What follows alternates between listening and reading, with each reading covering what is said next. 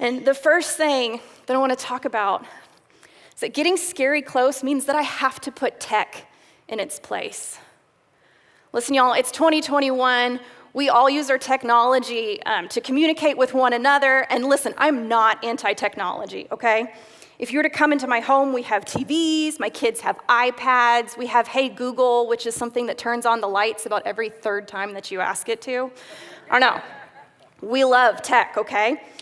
But what I'm saying is that in many ways, especially when it comes to communicating with one another, our tech was designed to remove some of the things that actually foster intimacy in our relationships. So my first example of this is that my phone lets me be selfish. Now don't mishear me on this, because I'm selfish all on my own too, okay? But my phone gives me only content that I'm interested in for as little or as much time as I am interested in it. Even if I'm being productive, my brain literally gets like this buzz of satisfaction from feeling like I'm doing something really important. If I'm just online, like these apps that are on our phone, they have a job. And that job is to keep me as entertained as possible for as long as possible. And so these apps have gotten really, really good at watching what I'm looking at and what I'm clicking on and feeding me more of that content so that I have a hyper-specific feed that's geared just towards me. Guys, this is a world that revolves around me and my interests and my hobbies, and I love it. I have kids. They don't care about what I'm interested in. Guys, sometimes it's hard to listen to my children's stories because they're long. They're not about me. So if I'm faced with the decision to stay on an app that's feeding me only content that I'm very, very interested in, or listen to another 8-minute story about rainbow unicorns from a 4-year-old, y'all, there's gonna be a struggle there. But one of my goals as a parent is to foster this great, close relationship with my kids, and I just can't do that if I'm distracted in a world that's revolving around me. Sometimes my kids will call me out, because my older two especially are old enough to do that now, which is great. And so my older kids, they'll say, "Mom, don't get distracted." And there's this one time that my youngest, she couldn't quite get that word out, and so instead, she said, "Mom, don't let your phone take you."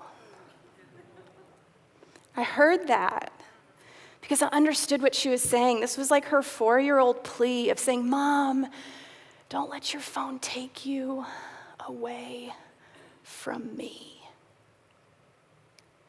But if we don't fight really hard to keep our technology in its place, that's gonna be what it does.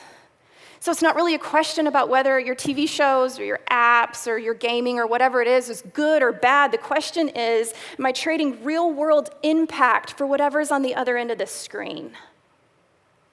And I get it.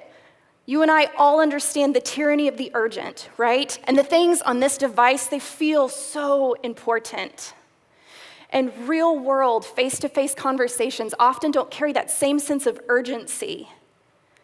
And so when there's a battle between somebody in the room with me and whatever is on this device, oftentimes that real person conversation loses. The next reason I think that our phones especially can get in the way of building really close relationships is that my phone lets me be in complete control. Think about it. When I'm texting, I can leave a message unread and I can wait until I'm ready to respond to it. If I'm writing a text message, I can edit, I can rewrite, I can delete so that the other person on the other end of that text, they receive the most polished version of what I want to say. When texting, you receive me how I want to be received, not as I am. But they say that anywhere from 70 to 93% of communication is nonverbal. And what they mean by that is that you are gathering more information from the tone of voice, the way that a word was spoken and body language than you do from like the written word itself.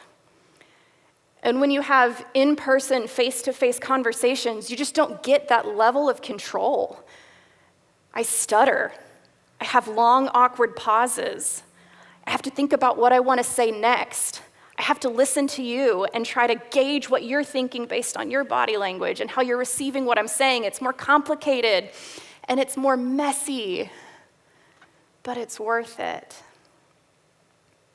So a couple of months ago, my husband and I, we decided on a new dishwashing schedule. Yeah, this is like the hard work of marriage, y'all, for those of you who aren't married. We both equally hate doing the dishes, and so we like sat down and we finally decided that like, okay, every other night we'll just alternate who does the dishes, right? And so I wake up one morning and I realized that Matt, my husband, had not done the dishes on his night, and I was a little frustrated, which is a lie, because I was mad, but frustrated sounds better. Okay, and so I hate conflict, right? It makes me uncomfortable and I don't enjoy it at all. And I normally avoid it, but this one kind of had me like riled up enough where I'm like, no, I need to address this, okay? And so I did what many of us may do, and I stayed mad for an hour so that I could wait for him to go to work so I could send him a text message about it. Yeah. And my husband, being the man of God that he is, he got this text message in the middle of a meeting, y'all, and he gets up out of his meeting and he drives home so that he and I could have a face-to-face conversation. You can applaud him for that. I had told myself that sending the text was the kind thing to do, because face-to-face arguments are uncomfortable for me. But if I'm really honest, y'all, I wanted to feel like I was in control of that situation. I didn't want to have to look him in the face and say, hey, this hurt my feelings. And I didn't want him to look at me and see that I was hurt. Like, we're married and we love each other, and it still just felt too close. It felt too vulnerable. And you know, the Bible doesn't talk about texting. It doesn't. But it does talk about how to do confrontations with one another, how to do conflict. Jesus says in Matthew, if your brother sins against you, go and tell him his fault. And listen, I may be reading too much into this, but when the Bible says go, I think there's this strong connotation of going to be in person when you confront somebody. But again, it feels scary, and it feels really close. So while I was writing this, I was really convicted about how I use my tech, especially around my family. And so I made a commitment to myself that when my kids walk up to me and they want to talk to me, I take my phone and I put it down. That's it. Because my kids and my husband, like, they're so much more important to me than after-hour emails or social media or whatever it is. And so I just wanted this like tangible way to like remind myself and to show them of like, hey, you're my priority. You're more important to me than whatever is on here. Do you know what I learned doing that? I learned that I have way more of a phone addiction than I thought I did.